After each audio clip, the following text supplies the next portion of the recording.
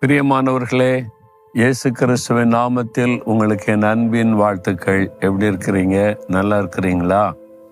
நல்லா தான் இருக்கிறோம். ஆனால் இந்த பிரச்சனை ரொம்ப பயங்கரமாக இருக்குது. இந்த தேவையும் பார்த்தா அது ரொம்ப பயங்கரமாக இருக்குது. இந்த வியாதி பயங்கரமான வியாதியாக இருக்குது. சிலருடைய வாயில் எப்பவுமே இந்த பயங்கரம் அப்படின்ற வார்த்தை வரும், பார்த்துருக்கீங்களா? நீங்களும் அப்படி சொல்கிறீங்களா?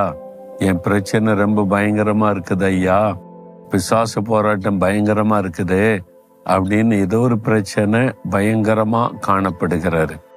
அதாவது நம்மை பயப்படுத்தும்படி காணப்படுகிறது ஒரு பயங்கரம். அந்த மாதிரி ஏதோ ஒரு காரியம் குடும்பத்துல, உங்களுடைய ஊழியத்துல, பிசினஸ்ல, வேலையில யாரோ இந்த ஆளு பயங்கரமா இருக்கிறாரு அப்படின்லாம் சொல்றீங்களா? அந்த மாதிரி ஒரு பிரச்சனைக்கு மத்தியில் இருக்கிறீங்களா? உங்களுக்கு ஒரு அற்புதமான ஆண்டவர் நமக்கு இருக்கிறார். அவர் எப்படிப்பட்டவர் தெரியுமா? அவரும் பயங்கரமானவராம்.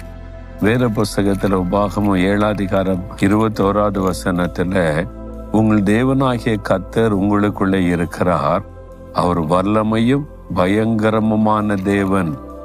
நம்முடைய கர்த்தர் நம்மோடு கூட இருக்கிறார், உங்களோடு இருக்கிறார், உங்க வீட்டுல இருக்கிறார், உங்க வியாபாரத்துல கூட இருக்கிறார், வேலையில கூட இருக்கிறார், உங்களுடைய வாழ்க்கையில கூடவே இருக்கிறார். அந்த தேவன் எப்படிப்பட்டவராம்? ஒரு பக்கம் வல்லமை உள்ளவர், இன்னொரு பக்கம் பயங்கரமானவர். உங்களுக்கு யார் பயத்தை காட்டுறாங்களோ அவங்கள இவர் பயம் காட்டுவார். உங்களை எது பயமுறுத்துகிறதோ அது ஆண்டவரை கண்டா பயந்து ஓடும். என்றால் அவர் பயங்கரமான தேவன், பயங்கரமான காரியத்தை செய்கிற தேவன். பிசாசனால மட்டும்தான் பயங்கரம் செய்ய முடியுமா? மனிதர்களால மட்டும்தான் உங்களை பயப்படுத்தி பயங்கரம் செய்ய முடியுமா? நீங்க பார்க்கிற இந்த பொல்லாதவர்கள் தான் பயங்கரங்களை செய்ய முடியுமா? நம்முடைய தேவனும் பயங்கரமானவர். அவர் சாதாரணமானவர் அல்ல. ஒரு பக்கம் அன்புள்ளவர், இரக்கமுள்ளவர், மனதுருக்கம் உள்ளவர், இன்னொரு பக்கம் பயங்கரமான ஒரு தேவன், பயங்கரமான காரியத்தை செய்கிற ஒரு தேவன். அவர் வல்லமையும் பயங்கரமான தேவன். அதை நம்ம மறந்துடக்கூடாது. அதனால இந்த பயப்படுத்துகிற காரியம் பயங்கரம், இதெல்லாம் கண்டு நீங்க ஒன்றும் பயப்படாதுங்க, கலங்காருங்க. ஆண்டவரை கண்டு அதெல்லாம் பயந்து ஓடிவிடும்.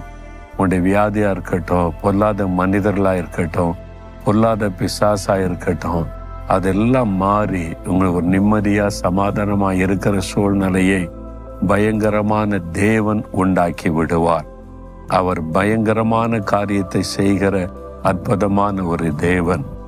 வேத புஸ்தகத்துல யாத்திராம 14 ஒரு சம்பவத்தை பார்த்தா, தேவ ஜனங்கள் அடிமைத்தனத்தின் விடுதலையாக்கி வெளியே வந்துட்டாங்க.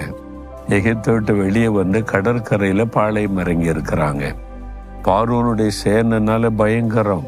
அது ரதப்படை வருதுன்னா எல்லாம் பயந்து நடுங்குவாங்க. பார்வோனுடைய ரதப்படை அவ்வளவு ஃபேமஸ் ஆனது.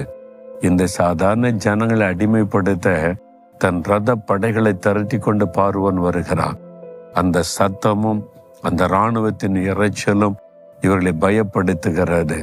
ஐயோ, பயங்கரமான ஒரு மனிதன் பயங்கரமான காரியத்தை செய்ய வருகிறான் என்று பயந்து நிற்கிறாங்க. அப்பொழுது மோசே சொல்றார், பயப்படாதுங்க, கர்த்தர் யுத்தம் பண்ணுவார். அவர் பயங்கரமான தேவன். என்ன செய்தார் தெரியுமா? கடலை 2 பிளந்து அதுக்கு நடுவில் நடத்தி பார்வோனுடைய சேனையை கலங்கடித்தார், பயப்படுத்தினார். ரதத்தினுடைய சக்கரங்கள் கலண்டு ஓடுகிறது, பயந்து நடுங்கிறாங்க. ஐயோ, அவருடைய தேவன் யுத்தம் பண்ணுகிறார் என்று பயந்து நடுங்கும்படி செய்தார். கடலுக்குள்ளே அழித்து போட்டார். அவர் பயங்கரமான காரியத்தை செய்கிற தேவன். உங்களுக்கு செய்வார். நீங்க பயப்படுகிறபடி அவர் விடமாட்டார். உங்களை பயமுறுத்துகிற காரியங்கள் உங்களை பார்த்து பயந்து ஓட போகிறது. விசுவாசிக்கிறீங்களா? விசுவாசத்தோட சொல்லுங்க, என்னோடு இருக்கிற என் ஆண்டவர் வல்லமையும் பயங்கரமான தேவன். எனக்கு வல்லமையான காரியத்தை செய்வார், பயங்கரமான காரியத்தை செய்வார். நான் அதை விசுவாசிக்கிறேன். இன்றைக்கு என் காரியத்தில் ஆண்டோடைய வல்லமையும் பயங்கரமும் வெளிப்பட போகிறது. மாற்றம் நடக்க போகிறது. ஸ்தோத்திரம். இயேசுவின் நாமத்தில் ஆமேன், ஆமேன்.